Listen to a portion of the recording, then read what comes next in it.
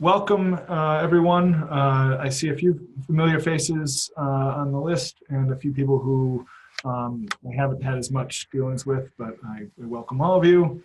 I'm going to go through a bunch of kind of everything I can think of to tell you all about our Access and Digitization grants, which were formerly known as RBDB grants. And we'll go ahead and get started. The purpose of this webinar is to give a little bit of background information. I also want to go through the application process, a timeline, kind of what to expect from the review committees and all of that. I also will be going over the process for obtaining a quote if you're interested in having CLRC do the work for you to complete your digitization or metadata projects. And then I'll be happy to answer any questions that any of you have. Hopefully that sparks some other discussion or other things that people have thought of but maybe hadn't gotten around to asking. So first, we'll go over some background information. As I mentioned, this grant program was formerly known as RBDB grants. I'm really sick of trying to explain the acronym RBDB every single time we were referring to this grant. So our committee that oversees the grant program, the Library Resources and Services Committee, worked with me to rename these grants Access and Digitization grants. I feel this name gets at a lot more of the purpose of what we're doing with this money and with this program. Regional bibliographic databases, even after you know what that means, doesn't necessarily have much bearing in the kinds of activities that we're doing here. So RBDB is one of the sources of funding that we get through the state Division of Library Development. And we use this money for a variety of purposes. It helps us with a lot of our technology training and a number of other initiatives, some databases, and then some of our IT support and stuff that we offer. And every year in the budget, we set aside around $40,000 out of that money to be used for member grants that funds this program.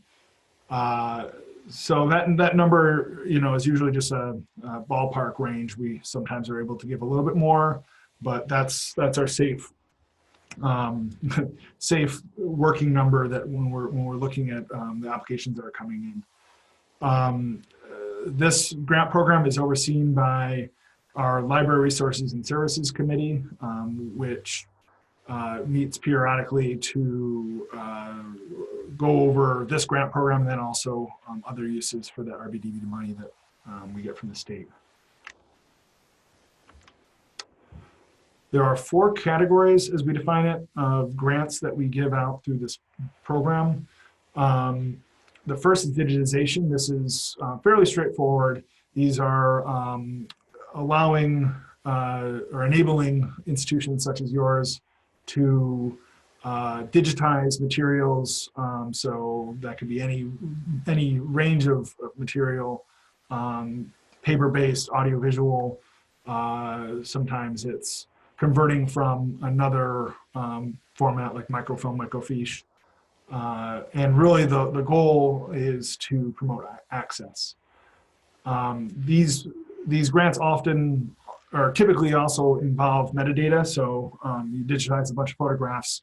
In order to make them accessible, you need to create metadata to describe them and allow users to be able to find them via New York Heritage or another repository. Get to that a little bit more later.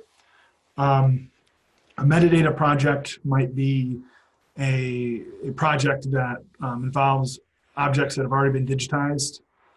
So if we've had a number of libraries that have images or materials in other repositories and they want to make them a little more accessible, so they'll apply for a metadata grant to convert their metadata into New York Heritage format. But it doesn't necessarily have to be for New York Heritage. But again, it has to be shared somewhere widely, New York Heritage being one of the major platforms for doing so. But it, as long as you're succeeding in making these materials more widely accessible, the platform for that can be a little bit up for negotiation. Retrospective conversion. So this is a process through which physical card catalogs are converted to digital records. This is the one category that I hope to get very few applications for, and that's just because we're hopefully nearing the end of this line of work. I believe all of the public libraries in our region have converted to online catalogs, and I don't believe there's any more out there. If there are, obviously, please apply for that category. But and there might be some other organizations that have legacy records in physical format that need to be, need digital records created for. And the important thing to remember this is it does not include cataloging of new acquisitions. So if you take in a collection, you can't apply for retrospective conversion grant to catalog new materials. And finally, the last category we offer is newspaper digitization. While this sounds a little redundant from the first category, really the purpose of this is to just have some more newspaper-specific questions in the application and hopefully make it a little bit easier, because when we're looking at a specific type of material, we need there were specific questions that we had whenever we had a newspaper project come in. So hopefully this category makes it a little bit easier. And newspapers can be digitized from microfilm or physical copies. So if you have bound newspapers in your collections, that's just as well as if you have them on microfilm and just want to make them more easily accessible. All right, so to go through this in a little bit more depth, digitization projects, as I mentioned, is the process of converting analog resources into digital objects. Yeah, well, I've said already, but you can, there's a wide variety of materials that would be appropriate for a digitization grant.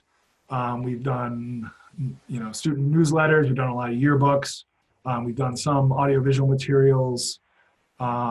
Really, anything is fair game as long as you're able to provide access to it. And then on the subject of access, you need metadata. You need to describe your objects in order to be able to have them be discoverable. Yeah, and then to reiterate again, I need to fix these slides that are a little less redundant. Materials need to be publicly accessible. Oftentimes this ends up being New York Heritage, but we do have some institutions. Hamilton College, for example, has their own Islandora digital asset management system, and they don't need to duplicate their stuff in New York Heritage, but they began sharing their records and making those materials available via the Digital Public Library of America, or DPLA. So if you already have your own platform, you are welcome to continue using it as long as you were able to work with us to provide those records to DPLA, so they're more widely accessible than just within your own institutions and internal use. And digitization projects are one of the categories that can be performed by CLRC project assistants. I'll get into that process a little bit more later. Metadata, again, to reiterate some of these points, this is really the process of enhancing existing records or creating records for objects that have already been digitized. So this is also something that we can help out with. We've, if you have a collection somewhere else and you just want it converted to New York Heritage, oftentimes it will be easier for us to handle that versus having to do the training for you guys. But we're happy to help in any way, really. Retrospective conversion, there are a couple of stipulations when you're applying for this. We really ask that folks who are applying for this type of funding use the calculations that were provided by the state. So they say that non-unique records, so stuff that's copy cataloged from OCLC or something along those lines, you should estimate $1 per copy cataloged record, and $10 for more unique materials that may not have a OCLC record. So this is the, if you're applying for this type of funding, you'd want to count up or estimate, it's often an estimation, what percentage of your materials are going to be copy cataloged versus, original cataloged. So that's a very prescribed amount. So you would want to ask for an amount that the math works out and you show your work with these numbers. There's a very limited amount of software support that can be requested.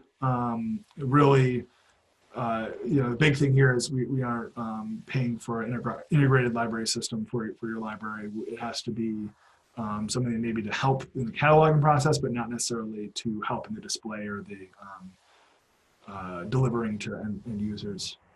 And then there's also, you can also apply for some supplies if that is necessary. Newspaper digitization, again, this is a simpler version of the application. We can, convert from either physical or, original physical copies or microfilm. This is more of a hard requirement. We do ask that you make these materials available via New York State historic newspapers. This is more of a hard requirement because DPLA does not accept newspapers, or it's not set up for newspapers. And New York historic newspapers, the process, while it can take a little while to go through, is pretty straightforward for getting, even if you have your newspapers hosted by Vantage Preservation or another vendor, when you go to do it, it's pretty easy to send that data along and just put them up there. There's not as much metadata work. It's pretty straightforward. So there's a vendor list available on our website, on the grant page of our website. So there's a long list of vendors who can do a wide variety of things. One thing that I do recommend, if you are digitizing from microfilm, that you get a quote from our partner council to the north, the Northern New York Library Network. They're the ones who handle the New York State Historic Newspapers project, and it's really even more straightforward when they digitize microfilm, because then they're handling all aspects of the workflow from digitization to posting it on their website. So you need to reach out to them to get a quote. They charge 15 cents per page. So again, you have to kind of make an estimation based on how many pages you think are on the roll, and all of that. So not supported. This is across the board for any of these grants, and this is all stuff that's stipulated to us from the state. The funds that we're receiving from the state, these are, we're not allowed to spend it this way, and neither are our sub-grantees that receive money through this program. So a lot of grants you may apply for with a certain percentage of overhead costs included. That's not allowed with these. There's other incidental costs you might come across, but it's not going to pay for your rent, your heat, your electricity, that kind of stuff, your utility costs. It's also not meant to fund current acquisitions. So you can't write a grant to say, I want to buy a set of newspapers and then digitize them.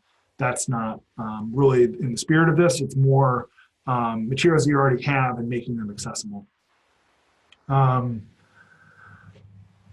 Delivery of physical items. This is more of a minor point, but if you are working with a vendor, you would want to include, you want to keep any courier costs or any delivery costs that are involved with the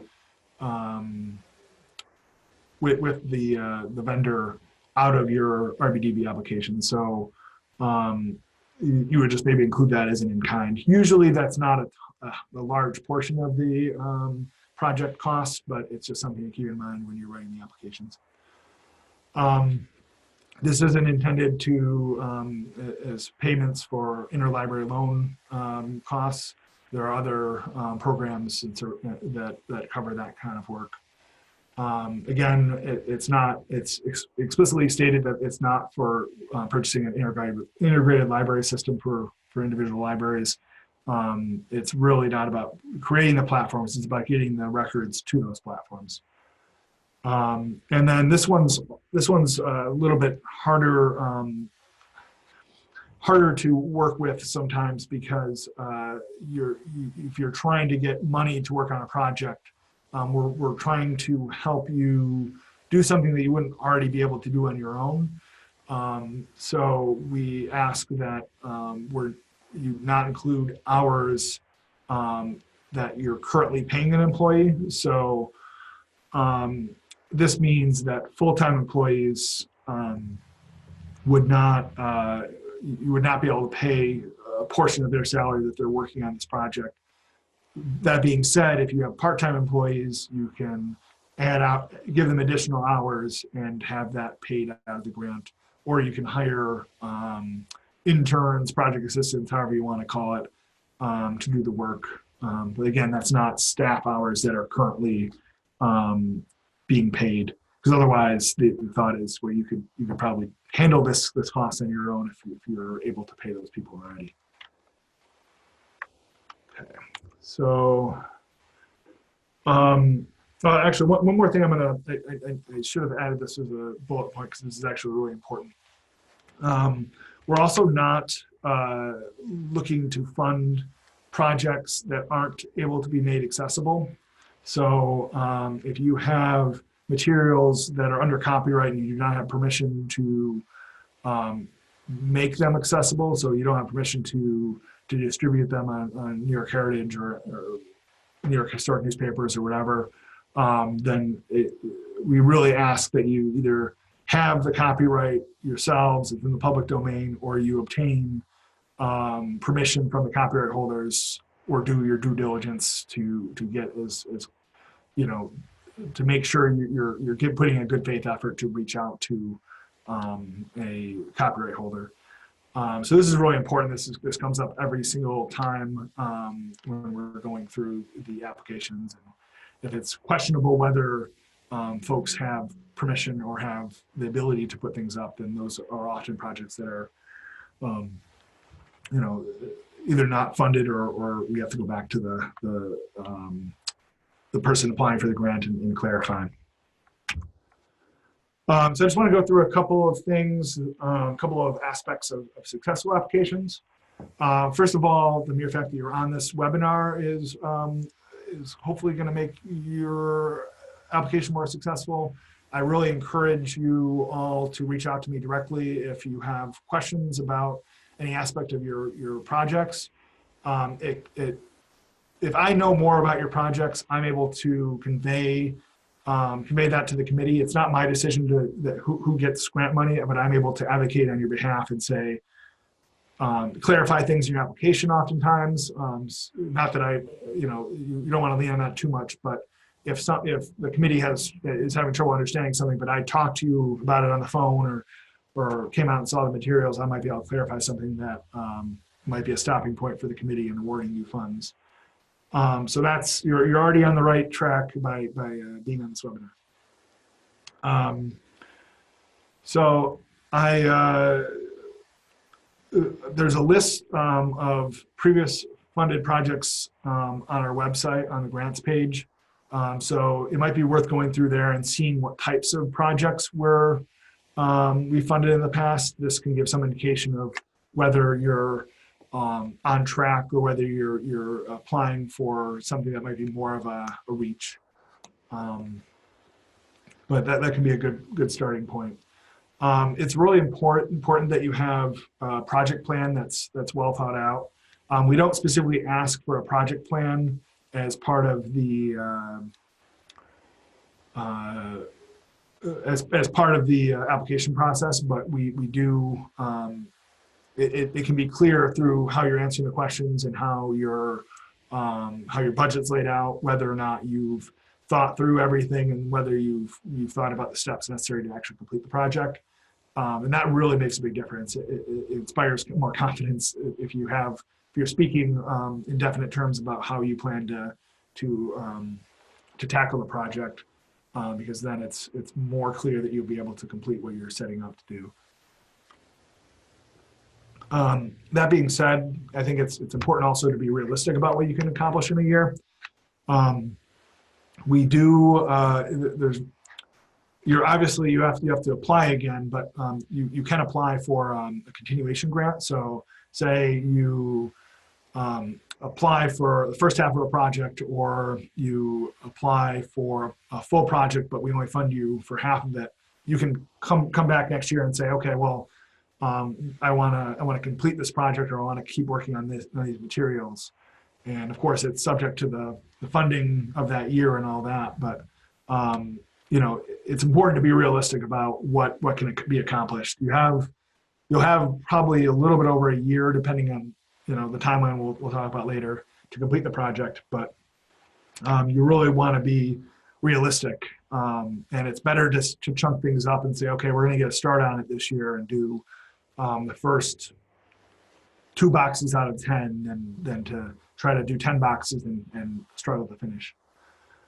And having a detailed, reasonable budget. So thinking through, from our perspective, when we're reading through your budget, breakdown, what questions we might have, and whether you're giving enough detail so we know how you're getting the numbers that you put in the application. So sometimes that can be a common thing is, okay, we have staffing to work on this project, and that staffing is $2,000. Okay, well, how many hours is that $2,000 paying for? And oftentimes that factors into how much that employee will cost. So I think your application will be much stronger if you have more specifics in terms of how you're spending each segment of money. So that's very helpful. And of course, if you've already applied for a project in the past, it's helpful to see that you've completed the project on time, done all your paperwork, and kind of are in good standing. Obviously, we're in the middle of the 2018 grant year cycle is still ongoing. So the folks who applied for these grants last year are still in the middle of their projects in a lot of cases. That being said, if they're able to demonstrate that they're on track and stuff, then that will be helpful if they're applying for a continuation grant or another project altogether. So the committee will take that into account. So these are all ways you can bolster your chances. Next, I'd like to go through some the process of getting a contract to have CLRC handle your digitization or metadata projects. This is something we've been doing for going on 2 years now. We have a couple of project assistants that use equipment in our office. We have a book scanner, a flatbed scanner, and we have some other equipment as well. And we can handle from start to finish digitization and metadata projects. So one of the most common things we've done in that capacity is yearbooks. So literally, if you're doing a yearbook project, you write the grant, you make your case for it, you receive. If you're writing it for a CLRC to do the work, we don't actually ever send you a check we set aside that money in our budget, and then we go, take your yearbooks. We make sure we get those delivered, and then we'll digitize them, write the metadata, and of course consult with you about any questions we have. We need contextual information from all contributors for the landing pages and all that, and then we upload them. So in terms of staff time, you have to, of course, complete the application and deal with the delivery and the logistics there, and a little bit of the contextual information that we need. But so far, it seems like it's done a good job of taking a lot of the burden off of you guys who are already busy with a lot of other projects. So it's worked out really well. Our project assistants are typically SU students in the library science program, so they're getting some experience, and of course making a little bit of money to go towards all their expense and tuition. It's been a really positive experience for them as well. In order to get a quote, what I need is some estimations on the quantities of materials that you have for yearbooks or other monograph type materials. It's really helpful to have a page count. We can do about, on average, it seems like we're doing about 100 pages per hour. If you take some spot checks and see, okay, looking at a yearbook example again, the early yearbooks are all about 50 pages, but then in the 2000s, they're 300 pages, and then kind of average it out and make an estimation. That's good enough. It's just we need something to go off of, so I have an estimation for how many hours and then the cost from there. Yep, and I think that's we have a certain amount of capacity for that. I've already done a couple of proposals and quotes for folks. So if you're interested in this, the sooner the better in terms of getting me the information to give you a quote. I'll try to get back to you as soon as possible so you have the numbers to plug into your application. This being said, I still will point folks to vendors for certain projects, especially newspapers, and other things that people can do more efficiently than we can. And also, if you want to try to do a project in-house, that's a possibility as well. Especially with something like yearbooks. From what I've heard anecdotally from the folks who have worked on that in-house, it's a slow process on a regular flatbed scanner. So it can end up being a lot more of a larger amount of money to ask for than having CLRC do it or having an outside vendor do it. So just keep that in mind. I don't want to prevent people from doing stuff in-house, and I don't want to prevent people from going to vendors, but just know that it's an option to ask us to do it. And all right, I'm going to go through a couple of examples of, these are all projects from the previous year, just to kind of point out some of the avenues for getting some of this work done. So the first example, Jervis Public Library applied for a digitization grant this year, and they're large drawings by John Jervis. They're civil engineering drawings. They were produced in the early 1800s, and they actually had Syracuse Blueprint do the digitization work for them. So they contracted with them to do that, and then I just got the materials last week. We're going to be doing the metadata for them, so they provided all the documentation they had, and we'll be starting in January. We'll be working through doing the metadata for all these drawings. So this is an example of we wouldn't have been able to handle the large format of these drawings on our scanners, so it was good they went with Syracuse Blueprint. But on the other hand, if they still don't have time, staff time to go through and do the metadata, we're able to help out with that. So we can kind of segment out projects. Again, talking to me about it, and we can work through and figure out best solution for you guys, whatever your project is. Okay, so metadata project. Sculpture Space is our newest member. They're a artist arts organization based out of Utica, and they had previously a previous project of theirs was Art Oneida, which was documenting public artwork and sculptures around Oneida County, and they produced a book and had all these photographs and all this great contextual information about these items, and they wanted to give them another life and a wider reach on New York Heritage. So this project, they contracted with a woman, Arden Kirkland, who has done, I believe she adjuncts at SU. She's done a bunch of other projects around the state.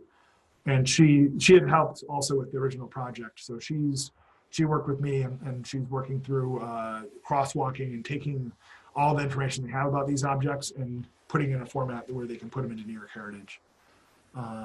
So that's an example. All the photographs had already been taken. The materials were already there. They're just basically repurposing them elsewhere, and you have to create the metadata and all that information to go along with that. Retrospective conversion, we had a couple of those applications last year. Holy Trinity Seminary had actually done quite a few of these projects in the past. They had upgraded their whole catalog, but then they found some materials that hadn't previously been that weren't a part of previous retrospective conversion projects. So they applied for a grant to hopefully get them finished up. So again, if you have a project for retrospective conversion, great. It'd be public libraries at least had to be fully online before 2020, I want to say. So at least in our region, that seems to have happened. All the public libraries are on, but there might be other organizations that have those materials somewhere. Newspaper digitization. Fayetteville Free Library has applied for these newspaper digitization grants for a number of years. This is a great example of a continuation project. So every year they do a couple more reels of the Fayetteville Eagle Bulletin. So they're gradually working through it, and I think they're getting closer to present.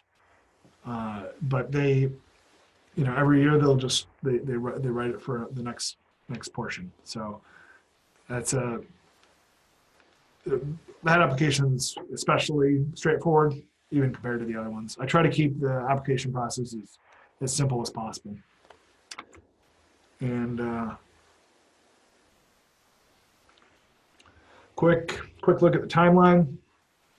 Of course, we're already at the end of 2018, so in January, I asked that all requests for quotes for CLRC digital digitization or metadata projects be sent to me by the 18th, just so I have time to get back to folks before the application deadline, which is January 31st. Once we are in February, we'll schedule a meeting with our library's Resources and Services Committee, and they'll review the applications and make their recommendations. These recommendations will be followed by a review by an external committee that is made up of my colleagues from around the state, and they bring an outsider perspective and point out usually a few things that we might have not have thought of, or we're just too close to the situation to notice. So my hope is that we can have the applications or the recommendations of these committees in front of our Board of Trustees for their March meeting. This worked last year. We were able to send out grant agreements and announce the award winners in April. So basically, we make the announcement, we send out an agreement that it's a one-page thing to sign that has all the reports that are due and the expectations for the grant. You sign that, return it to me, and then we issue a check or start on your project if it's something that we're handling internally. So in theory, you could be starting on a project if you receive funding as early as April or May. And then the schedule for finishing up this cohort will be that there's an interim report due in January, end of January 2020. This is really just a check-in. So I want to make sure that, what have you done so far? What do you have left to do? Are there any obstacles for you finishing on time? And is there anything we can do to help? These reports can probably be done in 5 minutes if you, are the ones that have been working on it, or you can talk to your colleagues that are doing the work. And then finally, June 30th, 2020, the final report is due. This is a slightly longer form, but it's also pretty straightforward. Just, were you able to meet your goals of the project? What were you able to accomplish? That kind of stuff. And then we ask that all money is expended by this time, so that way, these grants aren't these projects aren't trailing off indefinitely. All right. So I'm going to go really quickly through the application. The application and all of there's worksheets as well, corresponding to the different types of materials you're applying for. All of that is available on our grants website, which is linked above. And when you're looking through our website, of course, it's Access and Digitization Grants now, not RBDB, because we reduced the number of acronyms by 1. Hopefully, we can continue to rid the world of acronyms. So I'll just go through really quickly. A lot of this is pretty straightforward. Your basic information. This is answered for all grant applications. Where are you? Who are you? How do we reach you? You can apply for multiple projects, and we often do have libraries that successfully apply for and are given money for multiple projects.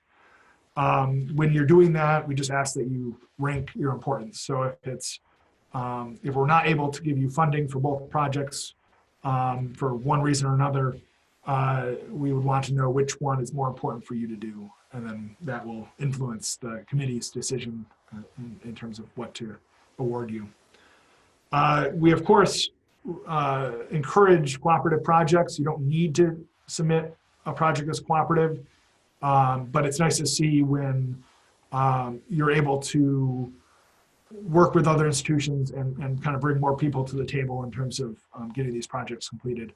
A good example of this, Manlius Library has partnered with, I think for 2 years now, the Manlius Historical Society to digitize some of their materials. So the library's writing the grant, the library's doing a good portion of the work, but they're working together with this other organization. It's great to see folks working together, and we can accomplish more by reaching out to other folks in the region.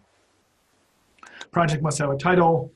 It doesn't have to be anything too clever, but this is just helps us when we're reviewing stuff in terms of which project we're talking about, especially if you apply for a couple different projects. Category of funding. These are you apply for one of the 4 categories that I discussed earlier, and this is your answer to this question will determine the questions that you'll see on the next page of the Google form. And this is actually a good opportunity to mention. We use Google Forms because it helps with our workflow. It helps us have all of our data in one place, and it's all standardized. And we're able to see everything and actually use the spreadsheet that's produced to track the projects through the course of the next year. The downside of Google Forms is there's no way for you to save your progress. And sometimes if you want to avoid hitting forward and back in your browser window, because sometimes that will erase what you've entered. And I've added worksheets to our application page, to our grant page on our website, and I recommend using those to develop your answers in advance, and then just copying and pasting into Google Forms. I apologize for the inconvenience of not being able to save or go back with a lot of confidence, but it makes our lives a lot easier. So it's easier for us to be organized. It's easier for us to give you money. So I guess it's a benefit indirectly. So if you select digitization or metadata as your form of application, then you'll get this set of questions on the next page. We really want you to be able to not only demonstrate what the value is of these materials, or like what need you're trying to accept to address, and like why is this important? Who's going to use this? Why is digitization or metadata conversion the best approach to this problem? Just kind of state your case and remember that these are awards that we're trying to have a regional impact or a statewide impact. So the more you can speak to folks outside of your institutions or outside of your communities using it, the better it will, more of a case you'll have for this being a project of regional importance. So yeah, we have multiple different questions that get at different aspects of this concept. We also want you to consider how you're going to evaluate your whether you've been successful in this project. So there's a number of ways you can do that in terms of what did you have the impact that you were hoping to have through the course of doing this project. And then of course, especially if it's a project that will require continued involvement and upkeep. Do you have a plan for how to maintain or continue this work going forward? So this would be especially important if you're treating something like a pilot. So you want to apply for something to do a set of work. Like how are you is the work going to stop when your money runs out, or do you have some way of continuing those activities beyond the scope of the grant? And of course, the copyright question is important. So you want to be able to speak to whether your materials are able to be shared either through you having permission, them being public domain, or some other circumstance. If you have any questions about this or need help determining whether your materials are you have the right to share, feel free to contact me. I'd be happy to talk you through, and there's a couple of great resources for determining copyright status and going through that process. The final question in this section is, where will the materials be made available? We want you have to really say New York Heritage or Digital Public Library of America, but if you have other plans to put them in your own repository, your own library website, anything like that, that also helps to show that that this won't have a narrow audience. You want to show that a lot of people are going to be able to use and appreciate all of your hard work. The budget page for digitization metadata is the next one you'll see if you're applying for those categories of funding. These are pretty straightforward. So personnel would be your internal, your institution's staff. Contractor or vendor, this is where you would put a quote from either ourselves or an outside vendor. Some of the other categories, you may or may not find that you need to have anything in those. They're there in case there's something else that would support you in this project. I will say that while it's not outside the realm of possibility, we're less likely to fund project or requests for equipment for individual libraries. So if you don't have a scanner and you want to do the scanning in-house, CLRC has scanners that we're able to lend out. And if we don't have one that we can lend you, or it seems like we don't have enough in general, we can buy one ourselves that can then be lent out to numerous people. We worry sometimes that if we buy one person a scanner, then it'll sit unused a lot of the time and then only used during these projects. So it's not to say that we wouldn't ever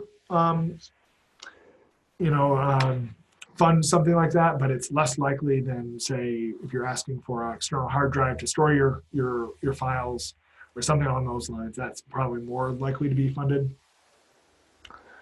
Yeah, and any other categories of expense that you have, feel free to add them here as well.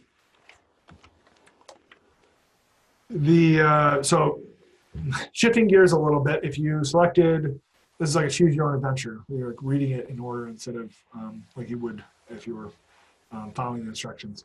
So if you chose the adventure of a retrospective conversion project, you would instead be sent to these questions. Some of these are the same as for the digitization and metadata projects, but others are more specific. So we want to know, of course, the total number of records you're hoping to convert, and then the percentage of those that are either original cataloging versus copy cataloging. And again, this is going to use that calculation from that earlier slide, $1 for ubiquitous records and $10 for records that need original cataloging. So your math should add up between all those places. And then if there's any other, you'll describe and quantify your expenses. So that'll be the budget section for retrospective conversion. And again, the math doesn't add up, then we'll be coming back to you and asking for clarification. So please try to use that formula and make it explicit how you're using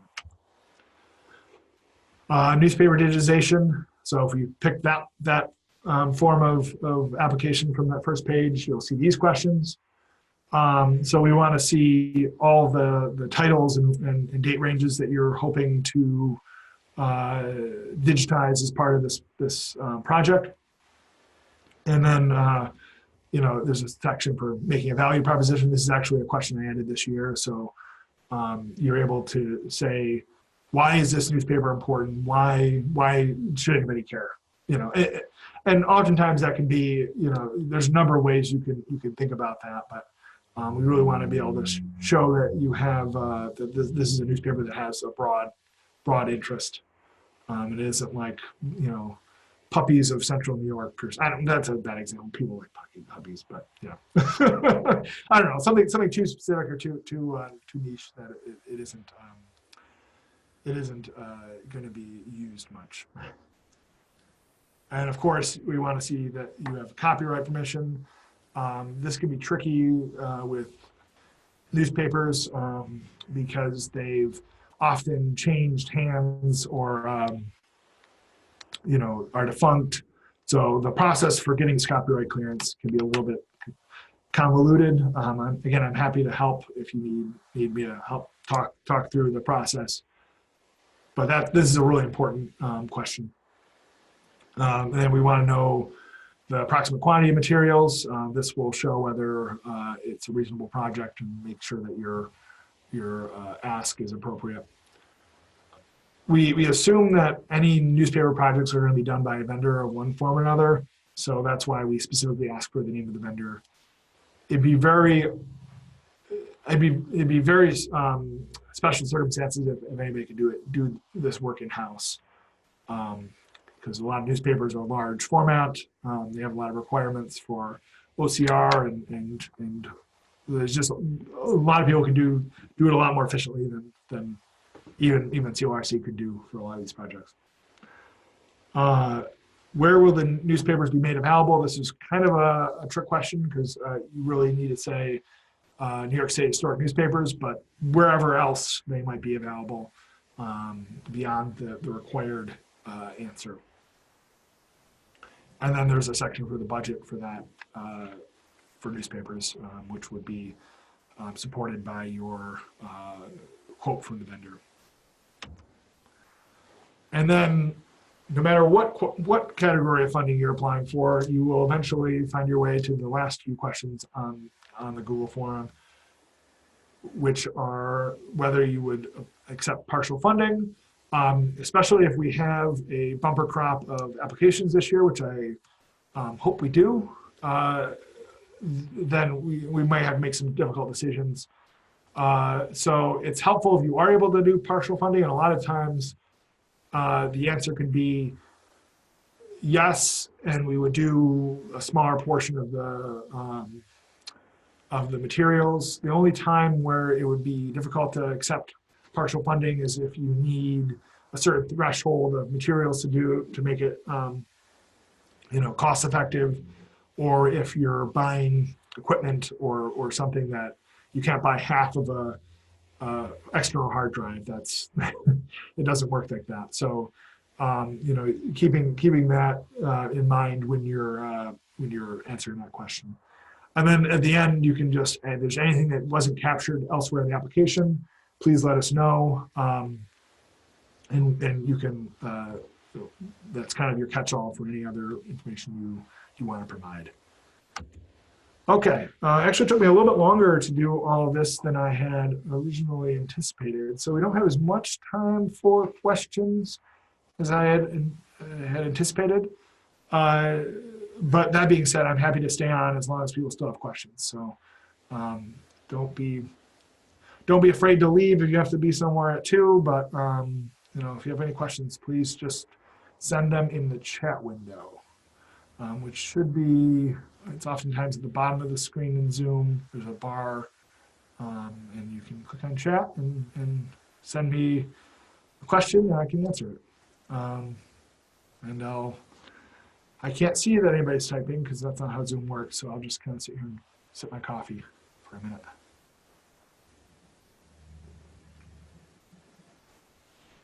I know that was a lot of information.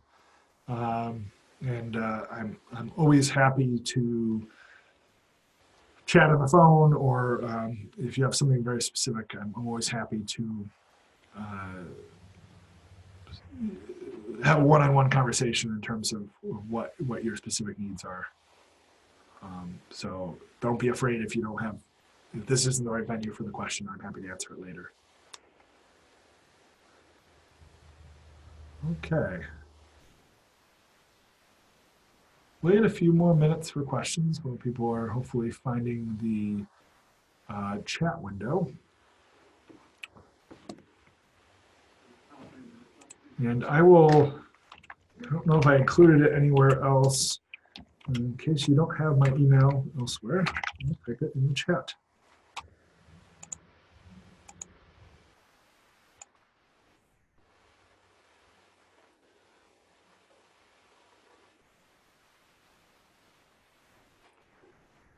Any questions?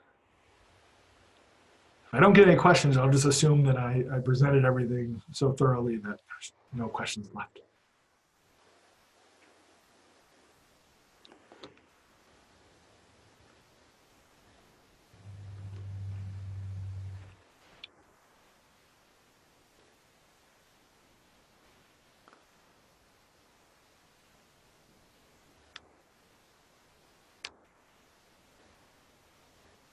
All right, well, not seeing any questions, so thank you, everyone. I hope this was helpful.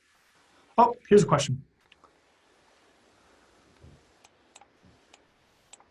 Can I explain the $10 payment figure? I think, Jeff, you're referring to the retrospective conversion calculations.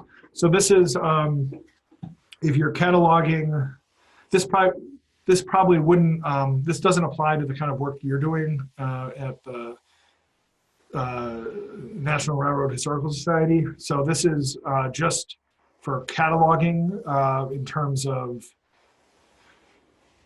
see, I'm sure there's people on this chat that could probably explain it better than I can.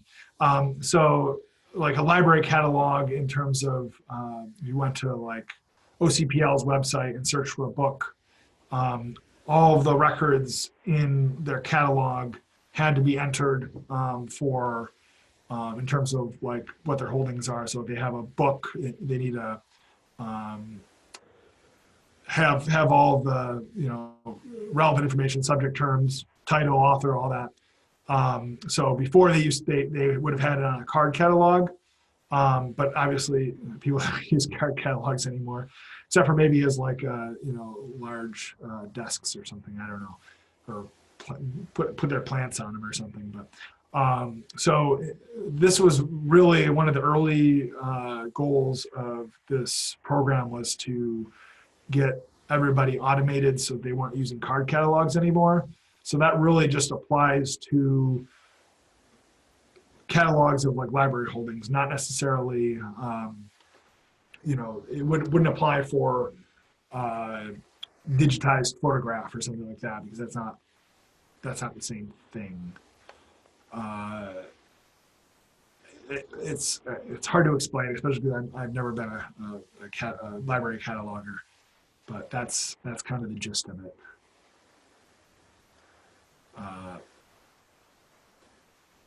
Yeah, I'm happy to chat with you, Jeff. But yeah, retrospective conversion is a very niche activity, and I don't anticipate many, if any, applications for that category this year, unless Holy Trinity has to apply for a continuation grant to finish their work. Any other questions? We have 2 minutes, so I'll sit here and drink my coffee at least for the next 2 minutes while people think of questions.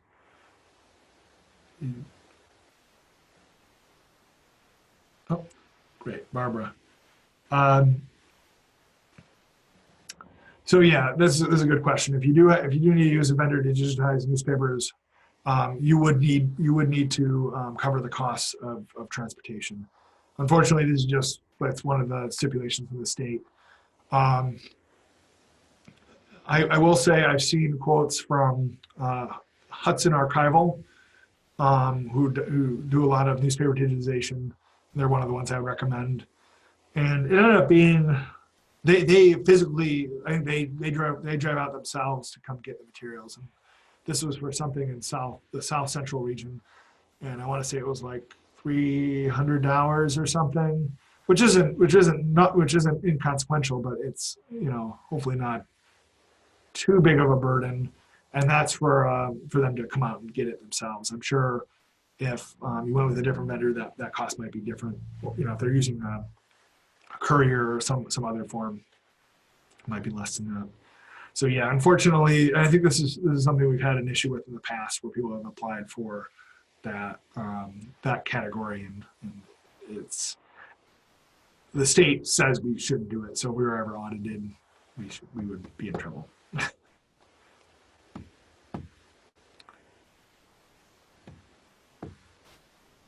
Any other questions?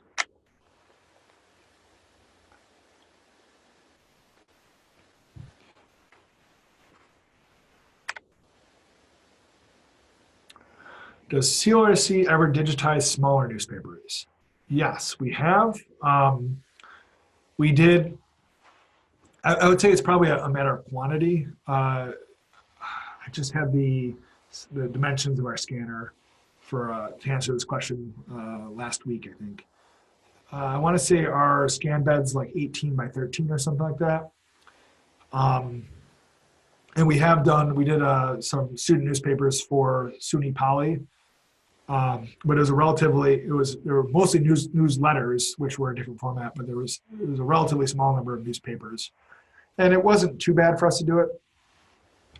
So the question is partially the size of the newspaper and the quantity. So like you have a very, very large number of newspapers, I think it would be difficult for us to do it as efficiently as some of these outfits that are set up to do it, at scale. So I'd be happy to give quotes for newspapers as long as they're within those dimensions. But I would also kind of suggest that you get a quote from Hudson Archival or Advantage Preservation or one of the other vendors that I honestly, I'd be curious to see how our quote would compare. So if you do that, let me know so I can kind of have a sense for the future. But like I said, we try to do, we can typically do about 100 pages per hour. So, you know, other folks might be able to do it faster.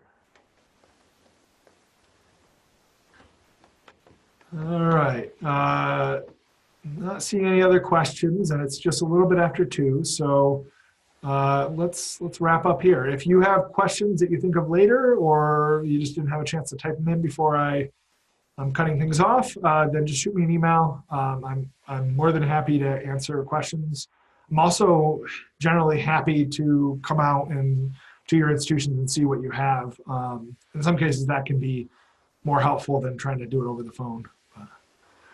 Thank you all for coming, and again, I'll make this recording available as soon as possible, so you can go back and check back on things that I was rambling on about.